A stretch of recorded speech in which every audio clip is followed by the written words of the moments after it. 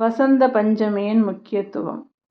வசந்த பஞ்சமி என்பது வசந்த காலத்தின் வருகையை குறிக்கிறது. அறிவு, ஞானம், கலைகள் மற்றும் இசையின் தெய்வமான சரஸ்வதி தேவியை வணங்குவதை பற்றி குறிப்பிடுகிறது. அமைதியான, மந்தமான பிரபஞ்சத்திற்கு அறிவு, இசை மற்றும் கலையை கொண்டு வருவதற்காக சரஸ்வதி தேவி தோன்றிய நாளாக கருதப்படுகிறது. நம் வாழ்க்கையை ஒளி மற்றும் ஞானத்தால் நிரப்ப தனது வீணையை வாசித்தார் என்று நம்பப்படுகிறது. இருள் மற்றும் அறியாமையின் மீது ஞானத்தின் வெற்றியை குறிக்கிறது. அறிவுசார் மற்றும் ஆன்மீக விழிப்புணர்வை ஊக்குவிக்கிறது.